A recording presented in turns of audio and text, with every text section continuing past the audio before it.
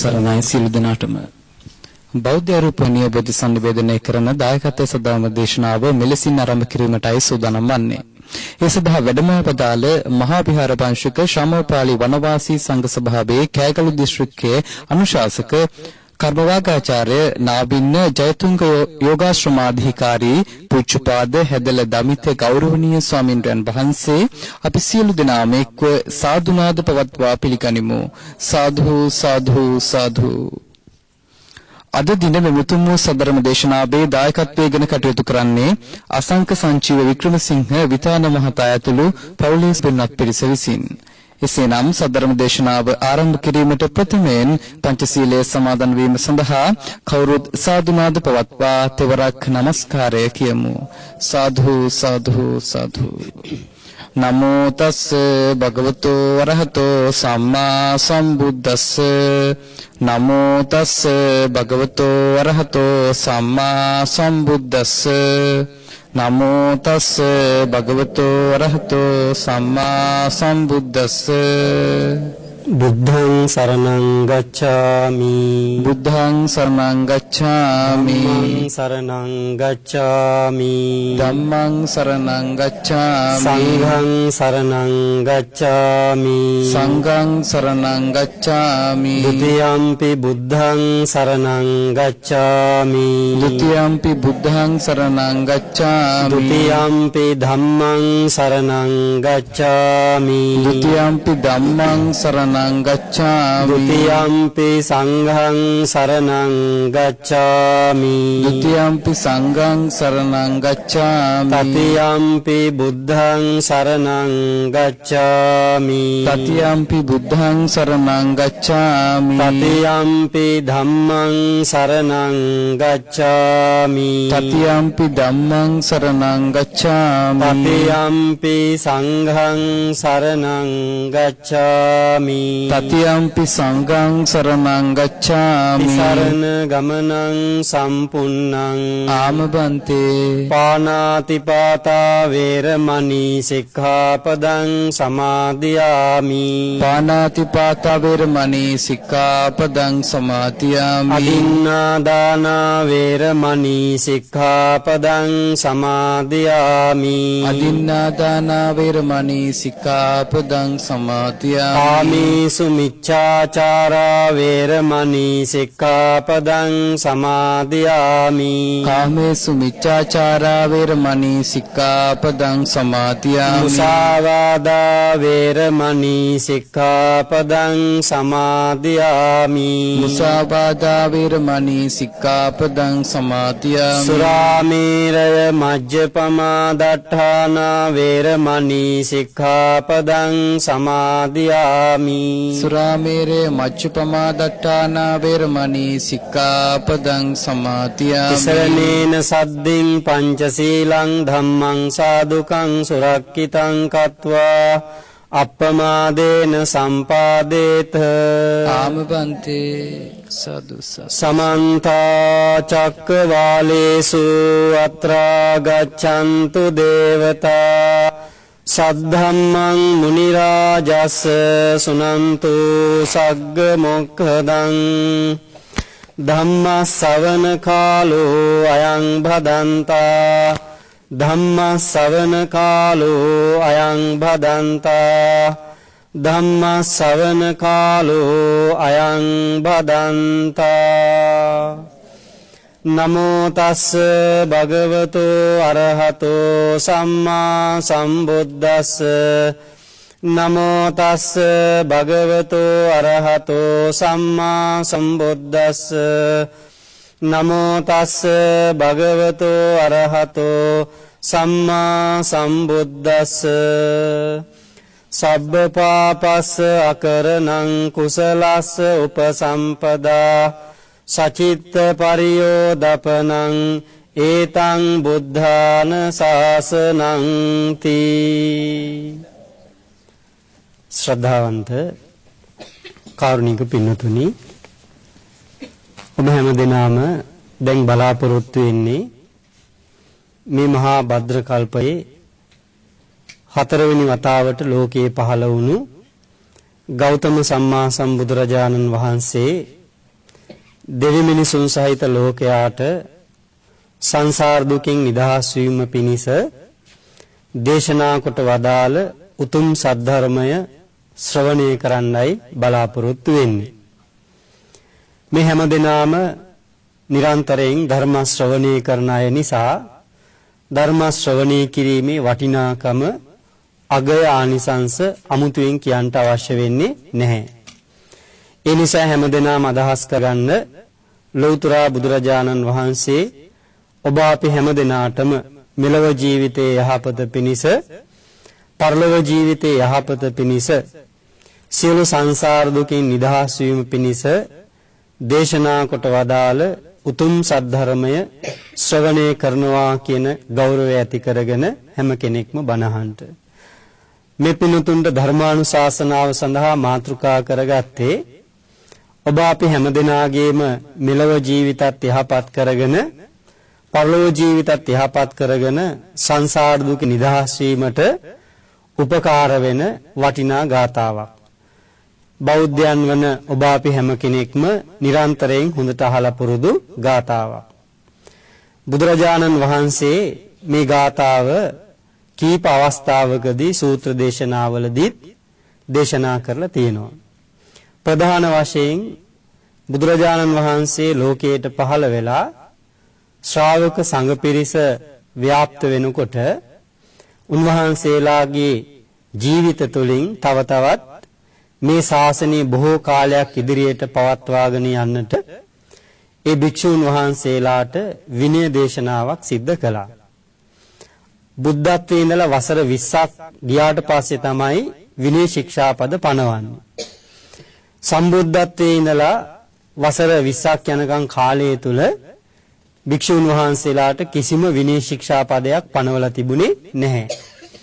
එහෙම අවශ්‍යතාවයක් ඇති වුණෙත් නැහැ. මොකද ඒ කාලය වෙනකොට මේ ශාසනයට ඇතුළත් වෙච්ච සියලු දෙනාම වැඩි පිරිසක්ම සංසාර දුකෙන් නිදහස් වීමේ පරම පවිත්‍ර චේතනාවෙන්ම මේ ශාසනයට ඇතුළත් වෙච්ච පිරිස නිසා. එසේ නමුත් කාලයාගේ ඇවෑමෙන් නොයෙකුත් පිරිස මේ ශාසනයට ඇතුළත් වෙච්ච නිසා තමයි වසර 20ක් ගියාට පස්සේ විනය ශික්ෂාපද පනවන්න සිද්ධ වුණේ. අර විනය ශික්ෂාපද පනවලා නැති කාලෙදී බුදුරජාණන් වහන්සේ භික්ෂුන් වහන්සේලා රැස් කරවලා පක්ෂයකට වරක් ඕවාද ප්‍රාතිමෝක්ෂයේ හැටියට ගාථා කීපයකින් අවවාදයක් කරනවා. එපමණයි භික්ෂුන් වහන්සේලාට විනයක් හැටියට තිබුණේ. අන්නේ ඕවාද ප්‍රාතිමෝක්ෂයටත් අයිති වන ගාථාවක් තමයි මාතෘකා ගාථාව හැටියට තෝරා ගත්තේ. ඒ වගේම මේ ගාථාව තුළ තවත් වටිනාකමක් තියෙනවා. බුදුරජාණන් වහන්සේගේ ශාසනය මොකක්ද කියලා අපිට හරියටම අඳුර ගන්න පුළුවන්. හරියටම වටහා ගන්න පුළුවන්. ශාසනය කියන එකට නොඑක් දෙනා නොඑක් අර්ථකථන විවිධ විග්‍රහයන් ඉදිරිපත් කරන්න පුළුවන්. නමුත් මේ ගාථාවේ සරලාර්ථය දිහා බැලුවත් අපිට හොඳටම පේනවා බුදුරජාණන් වහන්සේගේ ශාසනය එහෙම නැත්නම් බුද්ධ ශාසනය මොකක්ද කියලා. සබ්බ පාපස්ස අකරණං කුසලස්ස උපසම්පදා සචිත්ත පරියෝදපනං ඒතං බුද්ධාන ශාසනං. ගෞතම බුදුරජාණන් වහන්සේගේ පමණක් නෙමෙයි මේ ලෝකේ යම්තාක් බුදුරජාණන් වහන්සේලා පහළ වුණාද ඒ සියලුම බුදුරජාණන් වහන්සේලාගේ අනුශාසනාව තමයි මේ සඳහන් කරන්නේ. එතකොට පින්තුනි මේ ශාසන කියන වචනයට තියෙන වටිනා අර්ථයක් තමයි අනුශාසනාව කියන එක, පණිවිඩය කියන එක.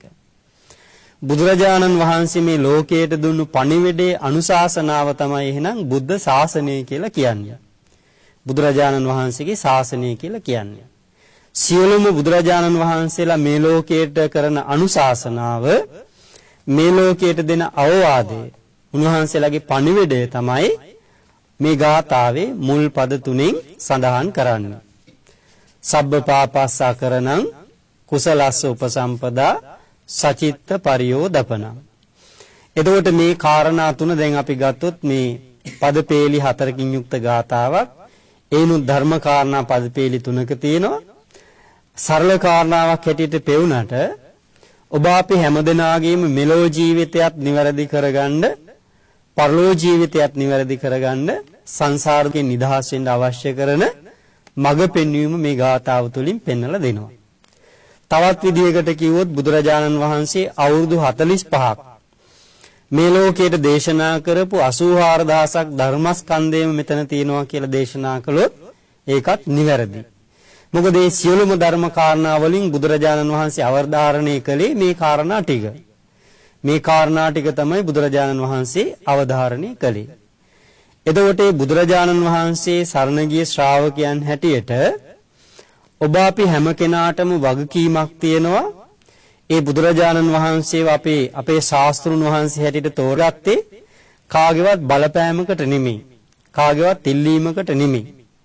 අපි හොඳට කරුණු සහිතව බුදුරජාණන් වහන්සේ කවුද කියලා අපේ ශක්ති පමණින් දැනගත්තු නිසා, ඒ ධර්මයේ මොකක්ද කියලා අපේ ශක්ති පමණින් දැනගත්තු නිසා තමයි බුදුරජාණන් වහන්සේ අපි සරණ ගියේ. එහෙමනම් අපිට වගකීමක් තියෙනවා බුදුරජාණන් වහන්සේ අපිට පෙන්වලා දුන්නු ධර්මයට අනුව අපේ ජීවිතය හැඩගස්වා ගන්න එක. මේ මොහොත වන විටත් ඔබ අපි හැමදෙනාගේම ජීවිතවල නොඑක ආකාරයෙන් පැන නැගුණු ගැටලු, ප්‍රශ්න, අර්බුද, සෝතැවුල්, ඒ වගේම මානසික පීඩා මේ දේවල් තියෙන්න පුළුවන්. ඒක සාමාන්‍යයි. අපිට ධර්මයක් අවශ්‍ය කරන්නේ ඒවා තියෙන නිසා.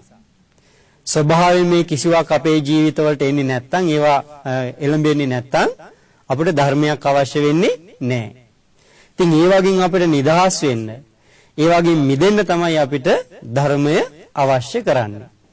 අන්න එහෙමනම් මේ සියලු සෝතැවුල්, ගැටලු, ප්‍රශ්න, අර්බුද මේ සියල්ල විසඳා ගන්නට අවශ්‍ය කරන මඟ පෙන්වීම මේ ගාථාව තුල තියෙනවා. තවත් විදිහකට කියනොනම් අපි මේ අනුශාසනාවට අනුව අපේ ජීවිතය ඉදිරියට අරගෙන යන්න, අපේ ජීවිතයේ කටයුතු මෙහෙවනවා නම් ඒ අනුව මේ තියෙන ගැටලු ගොඩාක් දුරට අපිට විසඳා ගන්න පුළුවන්කම තියෙනවා. දැන් අපිට වටහා ගන්න පුළුවන් වෙන විදිහට ඒ කාරණා ගැන සැලකිලිමත් වෙනකොට බුදුරජාණන් වහන්සේ ඉස්සල්ලාම අපිට කරන අනුශාසනාව තමයි, අපිට දෙන අවවාදය තමයි සියලුම පාපෙන් වළකින්න කියලා. අකුසලෙන් වළකින්න කියනවා. සබ්බ පාපස්ස අකරණං. ඒක හරියට විධානයක් වගේ, අනකිරීමක් වගේ. අනේ එහෙම කරන්න එපා කියලා ඉල්ලනවා නෙවෙයි, මේක කරන්නම එපා කියලා නියෝග කිරිල්ලක් වගේ. බුදුරජාණන් වහන්සේ අවධාරණය කරනවා සියලුම පාපයන්ගෙන් වළකින්න කියලා. අකුසලෙන් වළකින්න කියලා. එතකොට එහෙමනම් දැන් අකුසලයෙන් වළකින්න කියලා බුදුරජාණන් වහන්සේ අපිට දේශනා කළේ කාරණා සහිතව. දැන් අපි ඒ කාරණාවත් හොඳට තේරුම් ගන්න ඕනේ. මොකද එතකොට අපිට මේ ධර්ම කාරණා කිසිම පැකිලීමක් නැතුව, සැකයක් නැතුව, හෙළවෙන්නේ නැතුව පිළිගන්න පුළුවන්. බුදුරජාණන් වහන්සේ ලෝකයාට යමක් දේශනා කළා නම් ඒ සියල්ල තමන් වහන්සේ දැකලා දැනගෙනමයි දේශනා කළේ. එහෙම නැත්නම් කාගෙන් හරි අහගත්තු දෙයක්, තමන්ගේ මනසේ ගොඩනැගිච්ච විතර්කයක්, එහෙම නැත්නම් ඇති කරගත්තු දර්ශනයක්, මතවාදයක් නෙමෙයි. බුදුරජාණන් වහන්සේ සියල්ල දැකලා දැනගෙන තමයි දේශනා කළේ. ඉතින් අන්නේ නිසා පින්තුනේ ඒක කිසිම වැරදීමක් වෙන්න විදිහක් නැහැ. ඉතින් බුදුරජාණන් වහන්සේ අපිට ඉස්සල්ලාම මේ සියලු පාපයෙන්, අකුසලයෙන් වළකින්න කියලා කිව්වේ අපේ ජීවිතවල තියෙන සියලු හොඳ ගති, සියලු වටිනාකම්, සියලු මනුස්සකම් නැති වෙලා යන්නේ අකුසලයේ නිසා, පාපයේ නිසා. එතකොට එහෙමනම් අපි පළමු කොටම බුදුරජාණන් වහන්සේගේ ශ්‍රාවකයන් හැටියට උත්සාහ කරන්නට උවමනා කරන්නේ පාපයෙන් වළකින්න, අකුසල් වලින් වළකින්න. දැන් මේ අකුසලය කියන එක, පාපය කියන එක පිනතුනේ බොහොම පුළුල් පරාසයක ධර්මයේ තුල විස්තර කරනවා. ඉතින් මේ සියල්ල මේ වගේ අවස්ථාවකදී ප්‍රකාශ කරන්න කාලය නිමි. නමුත් අපිට මේ අවශ්‍යතාවය අනුව සැලකිලිමත් වෙනකොට බුදුරජාණන් වහන්සේ දේශනා කළේ පිනතුනේ අපේ යම් කායික ක්‍රියාවකින්, අපේ යම් කතාවකින්, ඒ වගේම අපේ සිතුවිලි වලින් තමන්ටත් අනිත් අයටත් අවැඩ පිනිස, අහිත පිනිස, සිත් පීඩා පිනිස පවතින යමක් වෙයි නම් අන්න ඒකට තමයි අකුසලය, පාපය කියලා කියන්නේ. එතකොට ගොඩාක් ගැඹුරින් විග්‍රහ කරනවට වඩා අපිට ඒ කාරණාව තේරුම් ගන්න ලේසියි. එතකොට අකුසලය, පාපය කියලා කියන්නේ එහෙමනම් අපේ යම් කිසි කායික ක්‍රියාවක් තුල, ඒ වගේම අපේ වචනය තුල, අපේ සිතුවිලි තුල අපිටත් අනිත් අයටත් අයහපත, අවැඩ, පාඩුව සිද්ධ වෙන යමක් වෙනවා නම් අන්න ඒකට තමයි අකුසලය, පාපය කියලා කියන්නේ. එතකොට එහෙමනම් දැන් මේ විදිහට අපි සාමාන්‍යයෙන් අපි හැම කෙනෙක්ම දන්නවා මේ සියලු අකුසල්, සියලු කුසල්, පින්පව් ඔක්කොම සිද්ධ වෙන්නේ අපේ කායික ක්‍රියාවන්ගෙන්, වචන වලින්, සිතුවිලි වලින්. තවත් විදිහකට කියනවා නම් සිත, කය, වචනය කියන තුන් දොරින්මයි. එහෙමනම් අපි අකුසලයට අකමැති නම්, අකුසල් නොකර ඉන්න ඕනේ නම් කල යුතු කාරණාවක් තියෙනවා. ඒ තමයි කය හොඳට පරිස්සම් කරගන්න ඕනේ. ඊළඟට වචනේ හොඳට පරිස්සම් කරගන්නත් ඕනේ. සිත හොඳට පරිස්සම් කරගන්නත් ඕනේ. දැන් මේ විදිහට අකුසලයන් ඒ ආකාරයෙන්ම ජීවිතයක් තුළ සිද්ධ වෙනවා නම්, ඒ ආකාරයෙන්ම සිද්ධ වෙගෙන යනවා නම් එයාට කාරණා දෙකකින් අහිත පිනිස, අවැඩ පිනිස පවතිනවා. එකක් තමයි තමන්ගේ අයහපත් වූ නරක නොකළ යුතු කායික ක්‍රියාවන්. ඒ වගේම නරක වූ වචන, අපවිත්‍ර වූ සිතුවිලි නිසා එයා මේ ජීවිතය තුළම පීඩා විඳිනවා, අසහනයටපත් වෙනවා. ඊළඟට ඒ අකුසල විපාකේ, පාප විපාකේ නිසා පරලෝ ජීවිතේ ඒ අකුසල විපාකයෙන් දැඩි ලෙස දුක් පීඩා වලට මුහුණ දෙන්න සිද්ධ වෙනවා. ඊළඟ කාරණාව තමයි මේ සංසාර දුකෙන් නිදහස් වීම කියන එක තව බොහෝ ඈතට, බොහෝ දුරට යනවා. අන්න ඒ නිසා අපි පළමු කොටම ජීවිතේ උත්සාහ කළ යුතු එක කාරණාව තමයි මේ අකුසලයෙන්, පාපෙන් වළකින්න. ඇත්තටම පිනුතුනි මේ සියල්ලම අපේ ජීවිතය තුළ අපිට පුරුදු කරන්න පුළුවන් දේවල්. නැත්තම් බුදුරජාණන් වහන්සේ මේවා දේශනා කරන්නේ නැහැ. කරන්න බැරි දෙයක් නම් දේශනා කරන්නේ නැහැ. එතකොට එහෙනම් ඔබ දන්නවා මේ කියන දේවල්. අපි නරක ක්‍රියාවක් කළොත් එහෙම, ඒ වගේම නරක විදිහට කතා කළොත් එහෙම, නරක විදිහට යමක් හිතුවොත් එහෙම, ඒක නිසා අපිට මෙලෝ ජීවිතේ අනර්ථයක් වෙනවා කියලා ඔබ දන්නවා. පරලෝ ජීවිතේ අනර්ථයක් වෙනවා කියලා ඔබ දන්නවා. එහෙනම් ඒ තවදුරටත් ඒවා අපේ ජීවිතවලින් සිද්ධ වෙන්නේ. අපේ ක්‍රියාවන්ගෙන් ඒවා තවදුරටත් සිද්ධ වෙන්නේ. අපේ වචන වලින් ඒ තවදුරටත් ඒවා සිද්ධ වෙන්නේ. අපේ සිතෙන් ඒ තවදුරටත් ඒවා සිද්ධ වෙන්නේ. ඒකට ප්‍රධානම හේතුව තමයි පිනුතුනි මේ බුදුරජාණන් වහන්සේ දේශනා කළ මේ සද්ධර්මයේ ශ්‍රවණය කිරීම විතරක් ප්‍රමාණවත් නැහැ. ශ්‍රවණය කිරීම විතරක් ප්‍රමාණවත් නැහැ. අපි ශ්‍රවණය කරනවා වගේම හොඳට මතක තියාගන්න, ධාරණය කරගන්න, නුවණින් විමසන්න. ඊළඟට ජීවිතය තුළ පිළිපදින්න ඕන එකක් කියලා හොඳට අවබෝධ කරගන්න, ඒ වගේම හොඳට තේරුම් ගන්න උත්සාහ කරන්න ඕනේ. දැන් ලෝකේ තියෙන අනිත් ආගම් දිහා බලනකොට පින්නතුනි අපිට පේන දෙයක් තමයි ඒ වගේම අපිට ප්‍රාර්ථනා කරලා, යාඥා කරලා, කන්නලව් කරලා ලබා ගන්න පුළුවන් දේවල් ගැන කතා කරනවා. හැබැයි බුදුරජාණන් වහන්සේගේ දේශනාව තුළ තියෙන යම්කිසි ප්‍රතිපදාවක් තුළ ලැබෙන ප්‍රතිඵලයක්. ඒ කියන්නේ අපි යම් වැඩපිළිවෙලක් අනුගමනය කරපුවම ලැබෙන ප්‍රතිඵලයක් තියෙන්නේ. කාටවත් මේ ප්‍රාර්ථනා කරලා, යාඥා කරලා, කනලව් කරලා ලබන්න පුළුවන් දේවල් ගැන බුදුරජාණන් වහන්සේ දේශනා කරන්නේ නැහැ.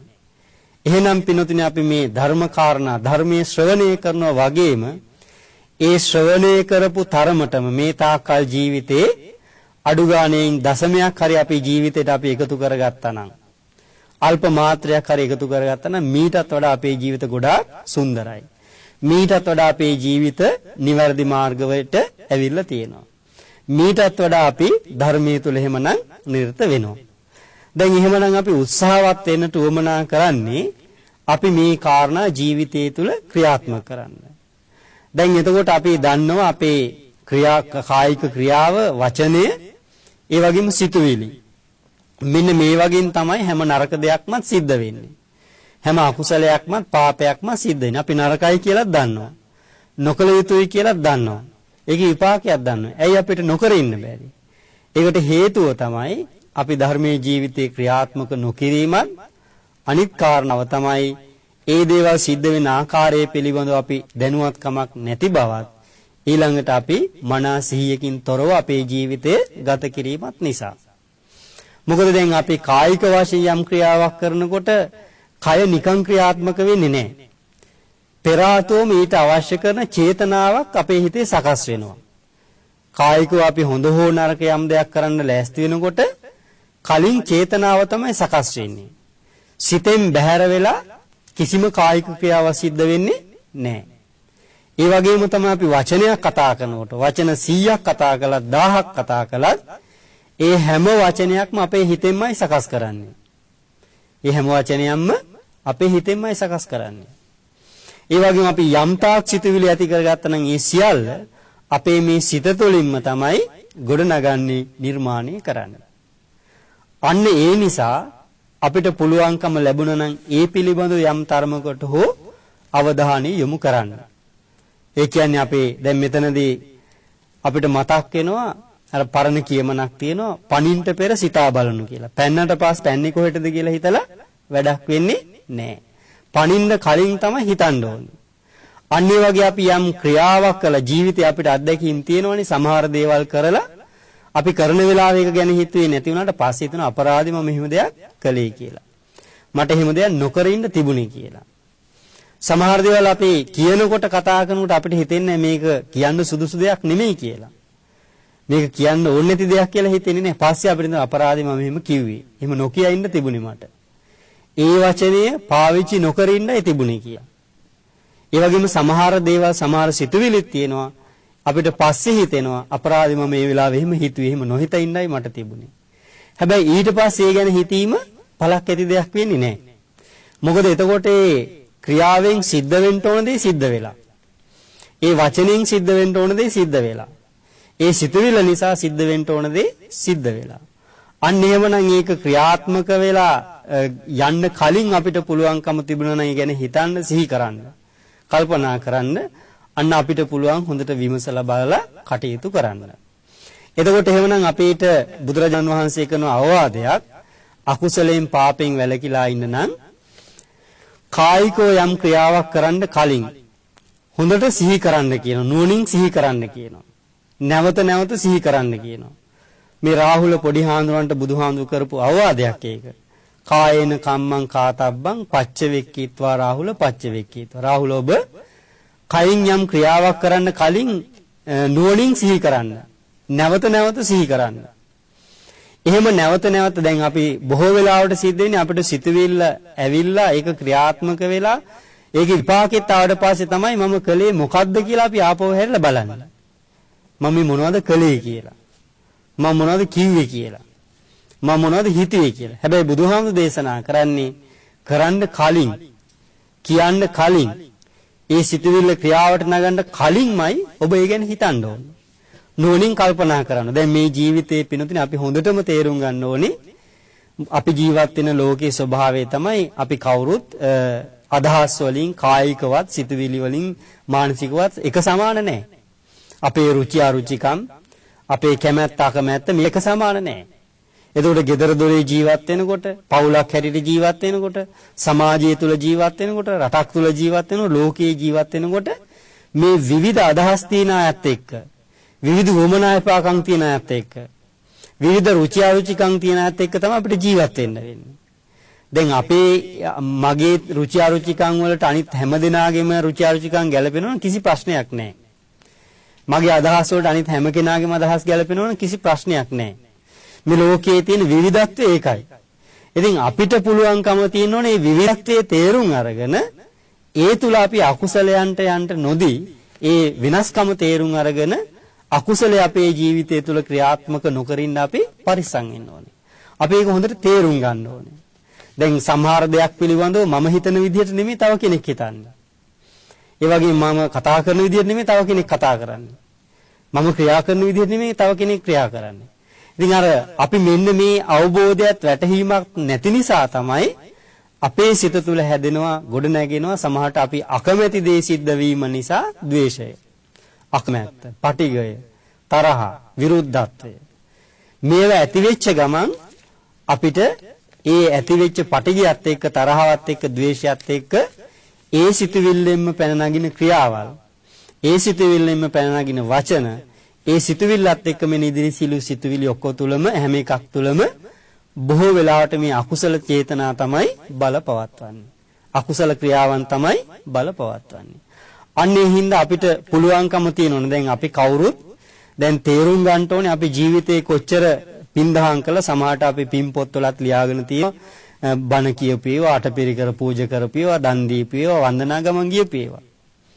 හැබැයි අපි හොඳට තේරුම් ගන්න ඕනේ ඒ හැම දෙයක්ම මේ පින් පොත පෙරලා ආයේ බලලා සතුටු වෙන්න හරි ඒ ගැන සිහි කරන්න හරි අපිට හොඳ සිහියක් තියෙන්න ඕනේ.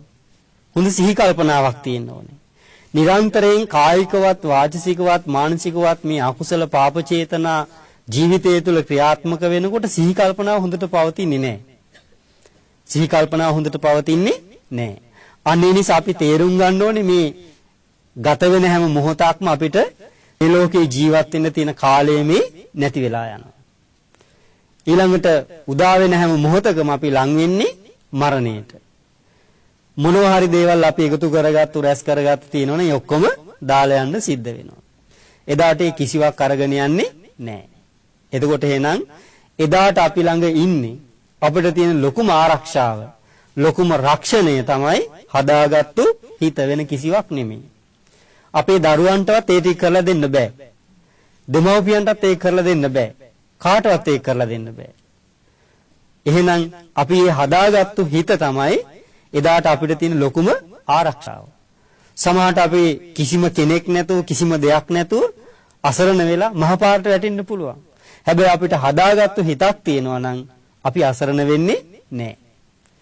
දරුවෝ පිරිවරාගෙන හිටියත් විශාල මන්දිරයක හිටියත් මොනතරම් සම්පත්ති වුණත් අපේ හිත හදාගන්න නැත්නම් අපි එතන අසරණයි. අපි එතන අසරණයි. මොකද අර කාටවත් අපි යමක් කරන්න පුළුවන් කමක් නැහැ. කෑම බීම දෙන්න පුළුවන්, බෙහෙත් ඒ තරම් දෙන්න පුළුවන්. හැබැයි අපේ හිත හදලා දෙන්න කාටවත් බෑ. එතකොට මේ බුදුරජාණන් වහන්සේ පෙන්වලා දෙන්නේ එතනට යන පාර. එතට යන මාර්ගය. දැන් මේක එකපාරම එතනට ගිහිල්ලා කරන්න බෑ. දැන් ජීවිතේ අපි නිතර නිතර පුරුදු කරන්නේ මොනවද? ඒ නිතර නිතර පුරුදු කරන එක තමයි දිගටම යන්නේ. නිතර පුරුදු කරන්නේ මොනවද? ඒවා දිගටම යනවා. එතකොට දැන් Taman ජීවිතය ගැන සිහි කරනකොට කරපු, කියපු, හිතපු නරක දේවල් නම් වැඩිපුර තියෙන යාට තියෙන ලොකු ජීවිතය ගැන බයක් තියෙනවා. මරණය ගැන ලොකු බයක් තියෙනවා. ලොකු සැකයක් තියෙනවා. මට මොනවා වෙයිද? සමහර අය එකනේ සමහරට සිල් සමාදන් වෙනවා, පින්කම් කරනවා. නමුත් ජීවිතයේ අවසාන කාලේ සිහි මුලා වෙලා තමයි මරණයටපත් වෙන්නේ. රැක බලා ගන්නත් බොහොම අමාරුයි. සිහි මුලා වෙලා මරණයටපත් වෙන්නේ. ඒ වෙන්නේ අර හැම දෙයක් එක්කම අර අවශ්‍යම දේ සිද්ධ කරගත්තේ නැති නිසා. අන්න ඒ නිසායි බුදුරජාණන් වහන්සේ අපිට පෙන්වලා දෙන්නේ හොඳට ඔබ යම් කිසි ක්‍රියාවක් කරන්න කලින් හොඳට සිහි කරන්න. නැවත නැවත සිහි කරන්න. හොඳට කල්පනා කරලා බලන්න. සමහරට අපිට සමහර තීරණේ වෙලාවේදී ගන්න අමාරුයි. නීරසයි, කටුකයි. හැබැයි ඒ නීරස බව, ඒ කටුක බව බොහෝ කාලයක් අපේ ජීවිතේ අපිට සැනසෙල්ල උදා කරලා දෙනවා. සැප උදා කරලා දෙනවා. ඒ වෙලාවේ අපි බොහොම මිහිරි, අපි කැමති, අපිට ට්‍රක් ගාලා ගන්න පුළුවන් මේ තීරණය. හැබැයි සමහරලාට අපිට ජීවිතේ ගොඩාක් කල් කටුක මිහිරි අත්දැකීම් තමයි ඇති කරලා දෙන්නේ. එහෙනම් සමහර වෙලාවට අපිට ඒ දැනත් අපි එතනට වැටෙන්නේ අර අපි ඒ ස්වභාවය දකින්න තරම් සුදුසු මානසිකත්වයක් ගොඩනගා ගත්තේ නැති වුනහම. හැම වෙලාවෙම අපි මේ ලෝකේ ජීවත් වෙනකොට ඔබ හැම කෙනෙක්ම දූ දරුවෝ හදාගෙන, ගෙවල් දොරවල් හදාගෙන, හරි හම්බ කරගෙන ජීවත් වෙනවා. ඔබට යම් අපේක්ෂාවක් තියෙනවා, බලාපොරොත්තු තියෙනවා, මට දරුවෝ ඉන්නවා, ගෙයක් දොරක් තියෙනවා, සල්ලි තියෙනවා, මොන හරි තියෙනවා කියලා. හිතවත් අය ඉන්නවා, නෑදෑ ඉන්නවා කියලා. හැබැයි මේකම තමයි අපිට ජීවිතයේ තියෙන ලොකුම හානිය, අභාග්‍යය. ඒ කියන්නේ මේ එයා ඉන්න එක අපිට ජීවිතේට පාඩුවක් කියන එක නෙමෙයි, මේ සිතුවිල්ල. මොකද ඊට පස්සේ ඒවා අපේ වෙනවා. යම් දෙයක් අපේ වුණාට පස්සේ අපේ දේෙන් හැමතිස්සෙම අපි අපිට අවශ්‍ය දේෙන් බලාපොරොත්තු වෙනවානේ. අපිට ඕමනා දේවල් ටික මේකෙන් කරන්න බලාපොරොත්තු වෙනවා. ඒවා ඒ විදිහටම වෙන්න ඕනි කියලා. එතකොට ඒවා එහෙම නොවෙනකොට අපි හැමතිස්සෙම ඉන්නේ තරහෙන්, අකමැත්තෙන්, පටිගින්, අසහනෙන්. අන්න ඒ නිසා බුදුරජාණන් වහන්සේ අපිට පෙන්වලා දෙනවා දැන් ඔබ ගොඩාක් ඈතට යන්න ඕනේ නෑ. ඔබ යම් ක්‍රියාවක් කරන්න කලින් හොඳට හිතන්න, සිහි කරන්න. මම මේ කරන්න යන දේ නැවත නැවතත් හිතන්න. නැවත නැවතත් හිතන්න. එතකොට ඒ කරන්න යන දේ හොඳට කල්පනා කරලා බලන්න මේකෙන් මට අවඩක් වෙනවද? අනිත් අයටත් අවඩක් අයහපතක් වෙනවද? අන්න එහෙම වෙනවා නම් ඒක අකුසලයක්. කොච්චර අමාරුවෙන් හරි එයා ඒ දේ නොකර ඉන්න ඕනේ. දැන් සමහරලාට අපි සමහර බෙහෙත් බොන්නේ කැමැත්තෙන් නෙමෙයිනේ. කැමැත්තෙන් නෙවෙයි බොන්නේ. කසාය එහෙම සමහරට කැමැත්තෙන් නෙවෙයි බොන්නේ. නහය වහගෙන සමහරට සීනි හරි මීපැණි හරි ළඟ තියාගෙන එච්චරක්ම නැද්ද? ඇයි ඒ බොන්නේ? ඒ බොන්නේ ඒක අවශ්‍ය නිසා. මොකද ඒ අකමැත්තෙන් හරි ඒ බෙහෙත් ටික ඉක්මනට බිව්වොත් තමයි අපේ ලෙඩේ සනීප වෙන්නේ. නැත්තම් අපි හැමදාම එළිය තුල ඉන්නවා. අන්න එතකොට ඒකයි මම කිව්වේ සමහර තීරණ සමහර තීන්දුව අපිට ඒ වෙලාවේදී ගන්න අමාරුයි. හැබැයි ඒකේ ආනිසංසය ඒකේ අපිට ලැබෙන සැපේ ඊට වඩා ගොඩක් වැඩි. ගොඩක් වැඩි. ඉතින් ලේසියෙන් ගන්න පුළුවන් තීරණ තියෙනවා, තීන්දුව තියෙනවා. අපි හැඟීම් වලට වහල් වෙලා අහංකාර කමින් ඒ වගේම හිස උදුම්මාගෙන ගන්න දේවල් අපිට ගොඩක් කල් යහපත පිණිස නෙමෙයි පවතින්නේ. අයහපත අවැඩ පිණිසමයි පවතින්නේ. අන්නේ හින්දා අපි මේ හැම එකකින්ම තේරුම් ගන්න උත්සාහ කරන්න ඕනේ. දැන් අපිට අවසානයේ යන්න තියෙන අර හිත দমনය කරගෙන මේ හිතලව අපිට අවශ්‍ය විතරක් කරගන්න. ඒ කියන්නේ කුසල් විතරක් කරන්න අකුසල් අයින් කරන්න නිවැරදි මාවතට ගන්න. දැන් ඒකට යන්න ඕන පාර තමයි මේ හිත පිරිසිදු කරගන්න හිතේ තියෙන කිලුටු කෙලෙස් අයින් කරන්න යන පාර තමයි මේ. ඉස්සලාම අපි මේ කායිකව වාචිකව සිද්ධ වෙන නරක නපුරු දේවල් අයින් කරන්න උත්සාහ කරන්න ඕනේ. නරක නපුරු දේවල්. දැන් බුදුරජාණන් වහන්සේ ප්‍රධාන වශයෙන් දස අකුසලයේදී පැහැදිලි කරපු දේවල් තියෙන. නමුත් හැම දෙයකින්ම අපි දැන් පොදුවේ ගත්තාම යම් දෙයක් කරනකොට ඒකින් අපේ කායික ක්‍රියාව තුළින් අපිටත් අනිත් අයටත් නරකක් නම් වෙන්නේ. ඒක තමයි අකුසල පාපය කියලා කියන්නේ. අපි කතා කරන දේ අපිටත් අනිත් අයටත් නරකක් නපුරක් නම් වෙන්නේ. ඒක තමයි අකුසලයේ කියන්නේ. අපි හිතන දේ අපිටත් අනිත් අයටත් නරකක් නම් වෙන්නේ. ඒක තමයි අකුසලයේ කියලා පාපය කියලා කියන්නේ. එතකොට ඒ ටික ඔබට හොඳට තේරෙනවා, හොඳට වටහා ගන්න පුළුවන්. එහෙනම් ඔබ කැමති වෙනවා නම් සැපසේ ජීවත් වෙන්න. සනසිල්ලේ ජීවත් වෙන්න කැමති වෙනවා නම් ඉස්සලා මේ කාරණාව තමයි सिद्ध කරන්න උවමනා කරන්නේ. එතකොට තමයි අපිට ඊළඟ පියවරට යන්න පුළුවන්කම තියෙන්නේ. එතකොට කවුරු හරි කෙනෙක් ඒ විදිහට නුවණින් සිහි කරලා නුවණින් කල්පනා කළ මනාව වටහාගෙන ඒ විදිහට කටයුතු කරනකොට එයා පුළුවන් තරම් කය පරිස්සම් කරගන්නවා. ඒ කියන්නේ කිසිම දෙයක් නොකර ඉන්නවා කියන එක නෙමෙයි. කයින් කරන හැම දෙයකින්ම තමන්ගේ කායික ක්‍රියාවකින් තමන්ටත් අනිත් අයටත් නපුරක් නොවන දෙයක්ම කරන්න එයා පුළුවන් තරම් වග බලා ගන්නවා. ඒ වගේම තමන්ගේ වචනේ පරිස්සම් කරගන්නවා, කට පරිස්සම් කරනවා. හරි අමාරුම දෙයක් නේක. කය පරිස්සම් කරගන්න ලේසි නත් කට පරිස්සම් කරගන්න හරිම අමාරුයි. ජීවිතේ අපිට ප්‍රශ්න ඇති වුණා නම් වැඩි හරියක්ම ඇති වෙලා තියෙන්නේ කට නිසාමයි, වෙන දෙයක් නිසා නෙමෙයි. ඉතින් අනේ නිසා කයටත් වඩා කට පරිස්සම් කරගන්න එක ගොඩක් වැදගත්. අනිත් අයගේ නෙමෙයි. අපේ කට තමන්ගේ කටයි පරිස්සම් කරගන්න ඕනේ. තමන්ගේ වචනේ. අපි ගොඩක් වෙලාවට උත්සාහ කරන්නේ අනිත් අයගේ වචනේ පාලනය කරන්නනේ. එහෙම නෙමෙයි, තමන්ගේ වචනේ තමන්ගේ කටයි පරිස්සම් කරගන්න ඕනේ. එතකොට තමන් කතා කරන දේ පුළුවන් තරම් මහන්සි ගන්නවා. 100න් ඉඳගෙන පුළුවන් තරම් උත්සාහ කරනවා. ඒවා තමන්ටත් අනිත් අයටත් අවැඩ පිනිස පවතින්නේ නැති වචන බවට පත් කරගන්න. මොකද එයා කතා කරනකොට හරි පරිස්සමින් කතා කරන්නේ. මොනවා හරි දෙයක් කරනකොට හරි පරිස්සමින් කතා කරන්නේ. මොකද එයා දන්නවා දැන් එහෙම නැති වුණොත් එයාට දැන් මේ අවාසනාව කියලා කියන්නේ දැන් මෙච්චර කාලයක් අපි මේ හැම ප්‍රශ්නයක්ම ඇති කරගෙන තියෙන්නේ ඒ නිසා. හැම දුකක්ම විඳින්නේ ඒ නිසා. නමුත් අපිට මේක තේරුම් ගන්න ගොඩක් අමාරුයි. මේක තේරුම් ගන්න ගොඩක් අපහසුයි. ඉතින් අන්න ඒ නිසා ඒ විදිහට යා පුළුවන් තරම් කයත් පරිස්සම් කරගන්නවා, වචනයත් පරිස්සම් කරගන්නවා. එතකොට බලන්න යාගේ හිත තුළ નિરાයාසයෙන්ම කරුණාව ඇති වෙනවා. මෛත්‍රිය ඇති වෙනවා. අනුකම්පාව ඇති වෙනවා. උපේක්ෂාව ඇති වෙනවා. මුදිතාව ඇති වෙනවා. දැන් බලන්න එතකොට යාගේ හිත තුළ මේ මෙත්තා, කරුණා, මුදිතා, උපේක්ඛා කියන බ්‍රහ්ම විහරණයන් දිනු කරගන්න පුළුවන්කම ලැබෙනවා. මොකද හැමතිස්සෙම අනිත් අයගේ යහපත න්යාගේ හිතේ තියෙන ප්‍රාර්ථනාව තමන්ගේ යහපත විතරක් නෙවෙයි. අකුසලෙන් වළකින කෙනා අනිත් අයට යහපත ප්‍රාර්ථනා කරන යහපතක්මයි කරන්නේ. අකුසලෙන් වැළකීලා ඉන්න කෙනා, පාපෙන් වැළකීලා ඉන්න කෙනා.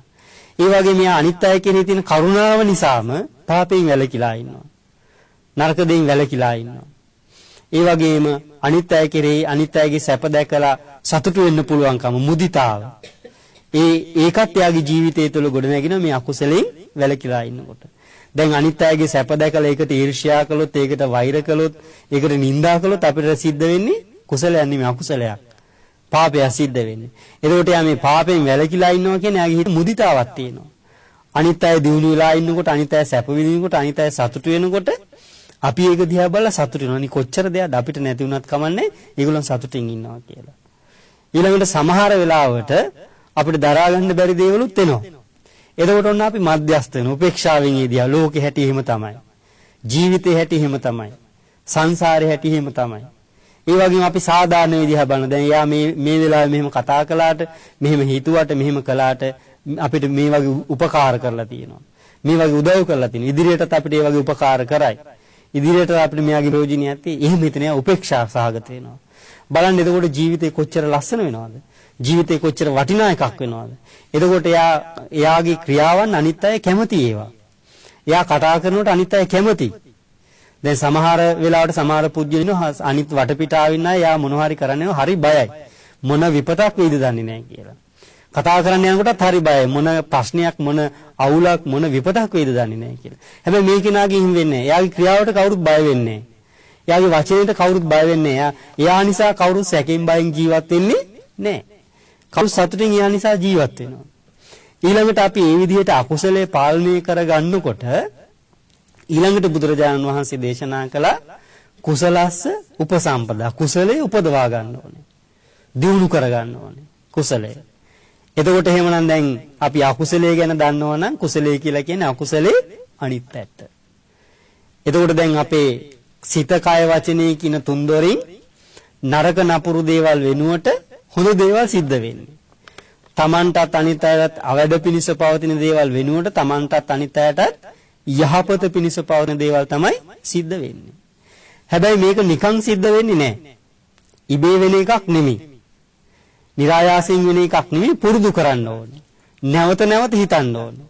නැවත නැවත කල්පනා කරන්න ඕනේ. සමහර වෙලාවට අපිට එකපාරක් බැරි වෙනවා, දෙවෙනි පාරටත් බැරි වෙනවා, තුන්වෙනි පාරටත් බැරි වෙනවා. නමුත් අපි හතරවෙනි පාරත් උත්සාහ කරන්න ඕනේ.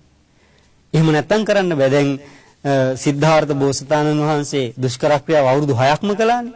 ටික කාලයක් නෙමෙයි, දවස් 6ක්, මාස 6ක් නෙමෙයි, අවුරුදු 6ක්. එතකොට ඒ තමන්ගේ අරමුණ කරා යන්න තමන්ට මේ ජීවිතයේ සැනසෙල උදා කරගන්න නම් අපි බැරිනත් නැවත උත්සාහ කරනවා. අමාරුවෙන් හරි උත්සාහ කරනවා. අර මං කලින් කිව්වා වගේ සමහර දේවල් අපිට ගොඩක් අමාරුයි. සමහර දේවල් ඒ වෙලාව අපිට ගොඩක් නීරසයි, කටුකයි. නමුත් එයා දන්නවා මේකේ ආනිසංශය අපිට ගොඩාක් කල් සැප පිණිසයි පවතින්නේ කියලා. එතකොට ඒ අකුසලෙන් වැළකීච්ච කෙනා තමන්ගේ කායික ක්‍රියාවල්, ඒ වගේම තමන්ගේ වචනය, තමන්ගේ සිත අනිත් අයටත් තමන්ටත් යහපත විනිස පවතින දේවල් වලින් පුරව ගන්නවා. එතකොට එයා යම් ක්‍රියාවක් කළොත් ඒකෙන් හැමෝටම තමන්ටත් අනිත් අයටත් යහපත වෙන දෙයක්. එයා වචනයක් කතා කළොත් තමන්ගේ දේ ගැන විතරක් නෙමෙයි, තමන්ගේත් අනිත් අයගේත් යහපත වෙනුවෙන්මයි. එයා යම් සිතුවිල්ලක් හිතුවනම් ඒක තමන්ගේත් අනිත් අයගේත් යහපත වෙනුවෙන්මයි, අර්ථය වෙනුවෙන්මයි, සැනසෙල්ල වෙනුවෙන්මයි. දැන් බලන්න ගෙදරක අපිට සැනසෙල්ල ජීවත් වෙන්න මේ ටිකම ප්‍රමාණවත් නැද්ද? ගෙදරක සැනසෙල්ල ජීවත් වෙන්න මේ ටිකම ඇති. දැන් මෙතනදී අපිට වැදගත් වෙන්නේ නැහැ මේ ගත වෙලා ගිය කාලය ගැන. මොකද ඒක ආපහු කීයටවත් ගේන්න බෑනේ. ආය වෙනස් කරන්න බෑ. බුදුරජාණන් වහන්සේ ඒක බැහැර කළා. මේ ගත වෙච්ච අතීතයේ පිළිබඳව ශෝක කර ඉන්නකොට අපේ හිතේ සමහරට ද්වේෂය ඇති වෙන්න පුළුවන්. පගිය ඇති වෙන්න පුළුවන්. වෛරය ඇති වෙන්න පුළුවන්. මොකද අපි අතීත සිදුවීම් සිහි කළා, අපිට මෙහෙම කළා කියලා හිතන්න අකුසල චේතනාමයි ඇති වෙන්නේ. එතකොට පරිගන්න හිතෙනවා. එතකොට නරක විදිහට යාට ප්‍රතික්‍රියා දක්වන්න හිතෙනවා. අන්න ඒ නිසා වැදගත් වෙන්නේ යම් වෙලාවක ඔබ තේරුම් ගත්තා නම්, වටහා ගත්තා නම් දැන් මම මේ හදා ගන්න ඕන ජීවිතේ. මොකද කවදා හරි මම මේ ලෝකෙන් යනකොට තනියම යන්න වෙන්නේ, කවුරුත් මාත් එක්ක ඉන්නේ නැහැ. කවුරුවත් මට පිට වෙන්නේ නැහැ. මම හිත හදාගත්තේ නැත්නම් ඒකේ නපුර, ඒකේ අවඩ මටමයි සිද්ධ වෙන්නේ කියලා එයා නුවණින් තේරුම් ගන්නවා. එතකොට බලන්න ඒ ඔක්කොම තියෙන දෙමව්පියෝ දරුවන්ට සලකන්න ඕනේ, දරුවෝ දෙමව්පියන්ට සලකන්න ඕනේ. හැම එකක්ම ඥාතින්ට කරන්න ඕන සංග්‍රහ, අසල්වාසීන් එක්ක ඉන්න ඕන හැටි, තමන්ගේ සේවය හරියට කරන හැම දෙයක් මෙතන තියෙනවා. ඒ හැම දෙයක් මෙතන තියෙනවා. ඊළඟට තමයි දැන් අපි මේකෙදී හරි පරිත්‍යාගශීලී වෙන්නත් ඕනේ. සමහර දේ පරිත්‍යාගශීලී වෙනවා කියලා කියන්නේ අපි හම්බ කරපු සල්ලි වලින් කෑම බීම පිරිකර මේව පූජා කරන එක විතරක් නෙමෙයි. අපි සමහර වෙලාවට අනිත් අයගේ යහපත වෙනුවෙන් අපේ අපහසුතාවයන් විඳදරා ගන්න වෙනවා අපිට. අපේ සැප පහසුව කැප කරන්න වෙනවා. අනිත් අයගේ යහපත වෙනුවෙන්. සමහරට දරුවන්ගේ යහපත වෙනුවෙන්. එහෙම නැත්නම් අම්මා තාත්තගේ යහපත වෙනුවෙන්. එතකොට ඊළඟට අපි පුරුදු වෙන්න ඕනේ අපිට නොලැබිච්ච පුංචි දෙයක් ගැන හිත දුක් වෙන්න නෙමෙයි. ලැබිච්ච වැඩි දේවල් ගැන හිතලා සතුටු වෙන්න. අපේ තියෙන ලොකුම දුර්වලකමක් තමයි මේ අකුසල් වලට යන්නේ. කුසලයේ අපිට දිනු කරගන්න බැරි. අපිට ඒ අපේ දරුවන්ගෙන් වෙන්න පුළුවන්, දෙමව්පියන්ගෙන් වෙන්න පුළුවන් නොලැබිච්ච පුංචි දෙයක් ගැන හිතනවා. ලැබිච්ච ගොඩක් දේවල් ගැන හිතන්නේ නැහැ. සිද්ධ වෙච්ච පුංචි නරක දෙයක් ගැන හිතනවා. වැඩි වශයෙන් සිද්ධ වෙච්ච යහපත ගැන කියන්නේ නැත්තම්. ඉතින් අන්න ඒ නිසා දැන් අපි වයසින් මුහුකුරා යන්න පුළුවන් තරම් උත්සාහ කරන්න ඕනේ මේ ලෝකයේ රැඳෙන්න අවශ්‍ය දේවල් ලෝකේ පාලනය කරන්න දේවල් නෙමෙයි. මේකෙන් නිදහස් වෙලා යන්න පුළුවන් විදිහට හිත නිදහස් කරගන්න. ඒකයි උත්සාහ කරන්න ඕනේ. ඒකටයි මහන්සි වෙන්න ඕනේ.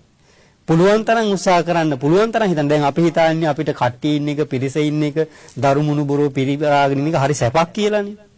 එහෙම නේද හිතන්නේ? නමුත් අපි යම් දවසක් ඔබට තේරෙයි මොන තරම් මේක දුකක්ද කියලා. මොකද පිරිස වැඩි වෙච්ච තරමට දාලා යන්න අමාරුයි. අපි ළඟ ටිකයි නම් තියෙන ඕන වෙලාවක ඒ ටික විසි කරලා යන්න පුළුවන්. හුඟක් තියෙනවනේ එහෙම විසි කරන්න බෑනේ. ගොඩක් මහන්සි වෙන්න ඕනේ. අන්න ඒ නිසා අපි පුළුවන් තරම් එතනට අපේ වයස මොකක් වුණත් අපි හැම කෙනෙක් මෙතනට යනවා. ඒක එතනට ගිහිල්ලා හදාගන්න පුළුවන් එකක් නෙවෙයි. දැම්ම ජීවිතේ ටිකෙන් ටික පුරුදු කරන්න ඕනේ. ටිකෙන් ටික පුරුදු කරන්න. අපේ යුතුයකම් ටික අපි කළා. අපෙන් වෙන්න ඕන දේවල් ටික අම්මා තාත්තට වෙන්න පුළුවන්, දරුවන්ට වෙන්න පුළුවන්. එතනින් එහාට ඒගොල්ලන්ගේ හැමදේම පාලනය කරන්න, ඒගොල්ලන්ව හසුරවන්න, ඒගොල්ලන් ඉන්න ඕනේ මේ විදිහට, කරන්න ඕනේ මේ විදිහට කියලා අපි හිතන්නේ තමාරු වැටෙන්නේ අපිමයි, වෙන කවුරුවක්වත් නෙමෙයි. අපිම තමයි හැමතිස්සෙම කනස්සල්ලෙන් අසහන් ජීවත් වෙන්න වෙන්නේ. ඉතින් අන්න ඒ නිසා ඒ විදිහට කවුරු හරි කෙනෙක් අකුසල් පාලනය කළ කුසලයේ දියුණු කරගන්නකොට එයා හැමතිස්සෙම එයාගේ හිතේ ඊළඟට වටිනා දෙයක් දන්නේම නැතුව ගොඩ නැගෙනවා. මොකද්ද? සිහිය ගොඩ නැගෙනවා. එයා මනස සිහියෙන් ඉන්න කෙනෙක් වෙනවා ඊට පස්සේ. මනස සිහියෙන් නැත්තම් මේකක්වත් දකින්න හම්බෙන්නේ නැහනේ. එයා හිතන්නේ මේ කයින් ඉබේ ක්‍රියාවල් වෙනවා. වචනේ ඉබේ කටින් එනවා. සිතුවිලි ඉබේ එනවා කියලා. නමුත් සිහි කල්පනාවෙන් ඉන්නකොට පේනවා මේ හැම දෙයක්ම කරන්නේ හොඳට හිතලා. හැම වචනයක්ම කියන්නේ හිතලා. හිතන්නේ නැතුව කිසිම වචනයක් කියන්න බෑ. හිතන්නේ නැතුව කිසිම ක්‍රියාවක් කරන්න බෑ. අපේ මනසින් මෙනෙහි නොකර කිසිම සිතුවිල්ලක් එන්නේ නැහැ. එතකොට හැමතිස්සෙම කරන දේ ගැන හොඳ සිහියකින් ඉන්නවා. කතා කරන දේ ගැන හොඳ සිහියකින් ඉන්නවා.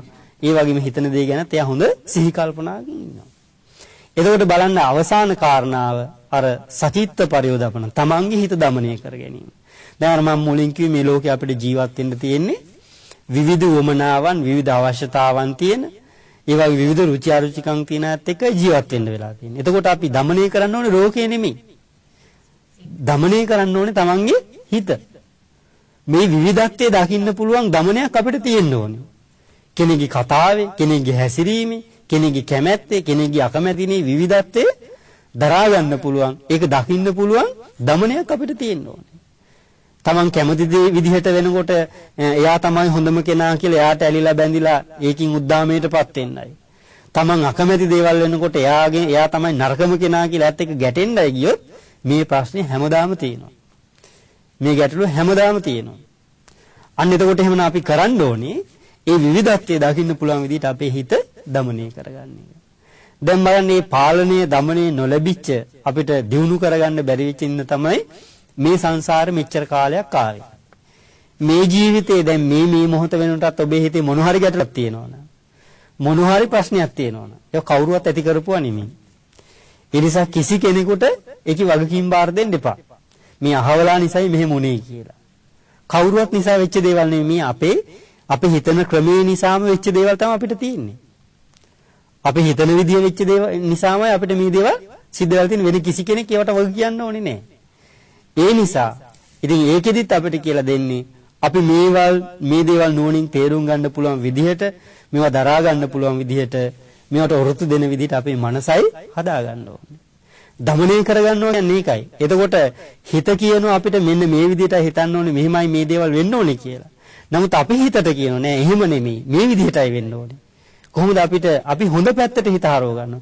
හිත කියලා කියන්නේ පිනුතුනේ හැමතිස්සෙම අපිව කුසලයට අරන් යන එකක් නෙමෙයි. පිනට අරගෙන යන එකක් නෙමෙයි. හොඳ දෙයට අරගෙන යන එකක් නෙමෙයි. දැන් බලන්න මේ ජීවිතේ අපෙන් මොනවා හරි නරක දෙයක් වුණා නම් ඒවට මුළුනේත් හිතනේ. මොනවා හරි නරක වචනයක් කතා කළා නම් ඒව කළෙත් අපේ හිත තමයි ප්‍රධාන වශයෙන් මෙහෙවි අපි එතනට. එතකොට එහෙමනම් දැන් අපිව පාලනය කරන ප්‍රධාන කෙනා තමයි හිත. හිතට ඕන විදිහට අපි වැඩ කරන්න දුන්නොත්, හිතට ඕන විදිහට කතා කරන්න අපේ වචන පාවිච්චි කරන්න දුන්නොත් අපිට නරකක්ම තමයි වැඩි වශයෙන් සිද්ධ වෙන්න පුළුවන්කම තියෙන්නේ. දැන් එතකොට බුදුරජාණන් වහන්සේ අපිට දැන් මේකා මෙතනට එනකොට පින්නතුනි මේ ගැඹුරු කාරණාව දැන් අපි දානීය පරිත්‍යාගය පුරුදු කරලා මේ පංචශීලය ඊළඟට දස සීලය මේ සීලය තුලින් පංචශීලය කියන්නේ ඒ දක්වා හරිය එනකොට දැන් අපි මේකෙන් සෑහෙන දුරට සම්පූර්ණ කරගෙන තියෙනවා. අකුසල් වලින් අඩු කරගෙන කුසල ධර්මයෙන් වැඩි කරගෙන. ඊළඟට එයාගේ හිතේ තියෙන දමනයක්. එයාට සමහරට සිතට එනවා සමහර දේවල් කරන්න. හැබැයි එයා නුවණින් විමසනවා මේක නරක දෙයක්ද, නපුරු දෙයක්ද, හොඳ දෙයක්ද, කළ යුතු දෙයක්ද, නොකළ යුතු දෙයක්ද කියලා. එතකොට ඒකට හැමෝටම මේ අවස්ථාව නැහැ. හැමෝටම මේ ශක්තිය නැහැ. ඒ නිසා එයා උත්සාහ කරනවා පුළුවන් තරම් තමන්ගේ හිත দমনය කරගන්නවා කියන්නේ මේ හිතලවා මේ හිතට එන හැම දෙයක්ම ක්‍රියාත්මක කරන්න යන්නේ නැතුව හොඳ දේවල් විතරක් කරන්න. තමන්ට අනිතට යහපත වෙන දේවල් විතරක් කරන්න. තමන්ට අනිතට යහපත වෙන දේවල් විතරක් කියන්න. තමන්ට අනිතට යහපත වෙන දේවල් විතරක් හිතන්න පුළුවන් විදිහට හිත හදාගන්න. එතකොට ලෝකෙ කිසිම ගැටලුවක් ප්‍රශ්නයක් නැහැ. ඒ කෙනාගේ හිත තුළ රාගයත් පාලනය වෙනවා, ද්වේෂයත් පාලනය වෙනවා, මෝහයත් පාලනය වෙනවා. එයා අනිත්‍යයක් දකිනවා, අනාත්මයක් දකිනවා, දුකක් දකිනවා. එතකොට එයා මෙලෝ ජීවිතය සුවසේ සැනසෙල්ලි ගත කරලා, පරලෝ ජීවිතය සුවසේ සැනසෙල්ලි ගත කරලා සංසාර දුකෙන් නිදහස් වෙලා අමා මහ නිවන් සෝයත් සාක්ෂාත් කරගන්නවා. ඉතින් අද දවසේ ඔබ හැම දිනාටම වටිනා අවස්ථාවකට සම්බන්ධ වෙන්න පුළුවන්කම ලැබුණා. මේ බුදුරජාණන් වහන්සේ දේශනා කළ ධර්මයේ අපිට ශ්‍රවණය කරන්න ලැබෙන එක. මේ ගාථාවේ පිනුතුන් තව ගැඹුරු අර්ථය ගොඩාක් තියෙනවා. නමුත් ජීවිතයට වැදගත් වෙන අපි කාටවත් ප්‍රයෝජනවත් වෙන ආකාරයෙන් අපි මේ ධර්ම කාරණා ඔබට තේරුම් කරලා දෙන්න උත්සාහ කළා. එතකොට අද දවසේ බෞද්ධ රූපවාහිනී නාලිකාව තුලින් සුහසක් බෞද්ධ ජනතාවට මේ ධර්ම දේශනාව ශ්‍රවණය කරන්න සදැහැති ධර්ම දානමය පින්කමේ සදැහැති දායකත්වයේ දරන්නේ අසංක සංජීව වික්‍රමසිංහ විතාන මහත්මයා ඇතුළු ඒ පවුලේ පිරිස. ඒ අය බලාපොරොත්තු වෙනවා විශේෂයෙන් අසංක සංජීව මහත්මයාගේ 42 වෙනි ජන්මදිනය නිමිත්තෙන් තුනුරුවන්ගේ දෙවියන්ගේ ආශිර්වාදයේ ප්‍රාර්ථනා කිරීමත් ඒ වගේම දෙපාර්ශ්වයේ මව්පියන් දෙපළට දීර්ඝායුෂ ප්‍රාර්ථනා කිරීමත් එයාට ධර්ම අවබෝධය කරගන්න සෙත් ප්‍රාර්ථනා කිරීමත් ඒ දායකත්වයට උපකාර කරනවා ඒ ස්වාමි දියණිය දරුවන් ඇතුළු පවුලේ පිරිස. ඉතින් විශේෂයෙන් සෙත් ප්‍රාර්ථනා කරන විදේශගතව සිටින ඒ උපන්දිනයේ සමන අසංක මහත්මයාට ඒ වගේම දුලන පුතණුවන්ටත් නිදුක් නිරෝගී සුවපත් භාවයේ දීර්ඝා සම්පත් ප්‍රාර්ථනා කිරීමත් එයාගේ සිත්වල තියෙන සියලු යහපත් කටයුතු ඒ ආකාරයෙන්ම ඉෂ්ට සිද්ධ කරගන්න තුනුරුවන්ගේ ආශිර්වාදයේ ප්‍රාර්ථනා කරනවා. ඒ වගේම දෙපාර්ශ්වයෙන් මිය පරලෝකයේ සියලු ඥාතීන්ට පින් අනුමෝදන් කිරීමත් දේශකයන් වහන්සේටත් සෙත් ප්‍රාර්ථනා කිරීමත් උපකාර කළ සම්බන්ධ වෙච්ච හැම දෙනාටම පින් රැස් කර දීමේ උදාර වටිනා අරමුණෙන් තමයි මේ උදාර පින්කම සිද්ධ කරන්නේ. ඉතින් පින්තුනි මේ බෞද්ධ ආරූප වහිනී නාලිකාව තුළින් මේ රටේ විතරක් නෙමෙයි ලෝකයේ පුරා විසිරී පැතිරී ඉන්න සුවසක් බෞද්ධ ජනතාවට නිරන්තරයෙන් බුදුරජාණන් වහන්සේගේ ධර්මයේ පහස ලබන්න අවස්ථාව ලැබලා තියෙනවා. ඉතින් ඔබ ජීවිතේ සිද්ධ කරපු උදාරම පින්කමක් සාමාන්‍ය ධර්ම දේශනාවක් වගේ නෙමෙයි විශාල පිරිසකට මේ ධර්ම දේශනාව ශ්‍රවණය කරන්න අවස්ථාව ලැබෙනවා. මේ ධර්ම දානමය පින් ඉතාමත් උදාර වෙන්නේ නිසායි සමහර ලාවට පන්සලකට විහාරයකට යන්න විදියක් නැතුව ගෙවල් වලට වෙලා හුදකලා වෙලා ඉන්න වැඩිහිටියන් අසරණ රෝගීන් ඒ හැම කෙනෙක්ම මේ ධර්ම දේශනාව දකින්න බලනවා. ඉතින් මේ දායකත්වය දන්න හැම කෙනාටම අප්‍රමාණ පින් රැස් කරගන්න පුළුවන්කම ලැබෙනවා. එහෙමනම් හැමදෙනාම දැන් ප්‍රාර්ථනා කරන අපි පින් අනුමෝදන් කරමු. අපි රැස් කරගත් මේ උදාර වටිනා පින පුණ්‍යකාමී ඉෂ්ඨකාමී සියලු දෙවියන් සතුටින් අනුමෝදන් වේවා. මේ ශ්‍රී ලංකා දීපය සම්බුද්ධ ශාසනයත් ආරක්ෂා කරන සියලු දෙවියෝත් මේ පින් අනුමෝදන් වෙලා සම්බුද්ධ සසුනත් මේ ශ්‍රී ලංකා දීපයත් බොහෝ කාලයක් ආරක්ෂා කර දෙත්වා. දායකත්වයේ දාන පින්තුන් ඇතුළු මේ හැම දිනාටත් ඒ දෙවියන්ගේ ආශිර්වාදයේ ආරක්ෂාව රැකවරණය සලසාත්වා දෙවියන්ද අමා මහ නිවනින් සැනසීම ලබත්වා කියලා ප්‍රාර්ථනා කරන්නේ. රැස් කරගත් උදාර වටිනා පින මේ හැම දිනාගේ නමින් මිය පරලොව ගිය හත්මුතු පරම්පරාගත සියලුම ඥාති හිත මිත්‍රාදීන්ටත් මේ පින් අනුමෝදන් වේවා. ඒ හැම දිනාත් පරලොවින් සුවපත් වේවා. අමා මහ නිවනින් සැනසීම ලබත්වා කියලා ප්‍රාර්ථනා කරන්න. රැස් කරගත් උදාර වටිනා පින ඔබ අපි හැම දිනාටමත් මෙලව ජීවිතයේ යහපත පිණිසත් පරලොව සුගතිය පිණිසත් අමා මහ නිවන පිණිසත් උපකාර වේවා කියලා ප්‍රාර්ථනා කරන්න. ඉතින් විශේෂයෙන් උපන්දිනී සමරන ප්‍රධාන දායකත්වය දරන අසංග සංජීව වික්‍රමසිංහ විතාන මහත්මයාටත් ඒ මහත්මියටත් දරුවන්ටත් දෙපාර්ශ්වයේ මව්පියන්ටත් නිදුක් නිරෝගී සුවපත් භාවයේ චිරජීවනයේ දීර්ඝායු සම්පත් සැලසේවා. සියලු යහපත උදා වේවා. ඒ වගේම මෙවැනි උදාර වටිනා පින්කම් සිද්ධ කරගන්න මඟ හසර සලසා දුන්නු බෞද්ධ මාධ්‍ය ජාලයේ නිර්මාතෘවර අතිගෞරවනීය දරණාගම කුසල ධම්මා විධාන නායක ස්වාමීන්ද්‍රයන් වහන්සේ ඇතුළු කාර්ය මණ්ඩලයටත් මේ කටයුතු තව බොහෝ කාලයක් චිරස්ථායීව පවත්වා ගන්නට තුනුරුවන්ගේ ආශිර්වාදය සැලසේවා කියලා ප්‍රාර්ථනා කරනවා. සාදු සාදු සාදු. ඒ උතුම් සදර්ම දේශනා පවත්වා බදාළ මහා විහාර වංශික ශාමෝපාලි වනවාසී සංඝ සභාවේ කෑගල දිස්ත්‍රික්කයේ අනුශාසක කර්මවාගාචාර්ය නාවින්න ජයතුංග යෝගාශ්‍රමාධිකාරී පූජ්‍යපාද හැදල දමිත ගෞරවනීය ස්වාමීන්ද්‍රයන් වහන්සේට තවත් චිරාත් කාලයක් මෙවැනි වූ ශාසනික කටයුතු වල යෙද වීමට අවශ්‍ය ශක්තිය ධෛර්යය නිදුක් නිරෝගී චිරජීවනයේ ලැබේවායි අපි සියලු දෙනාම එක්ව සාතුනාද පවත්වා ප්‍රාර්ථනා කරමු. සාදු සාදු සාදු. එත් සමගින් බව රූපවාහිනී නාලිකාව බෝධි සංනිවේදනයේ කළ දායකත්ව සදරම දේශනාව මෙතකින් නිමවට පත්වන බව ඔබ සැමට සම්මා සම්බුදු සරණයි.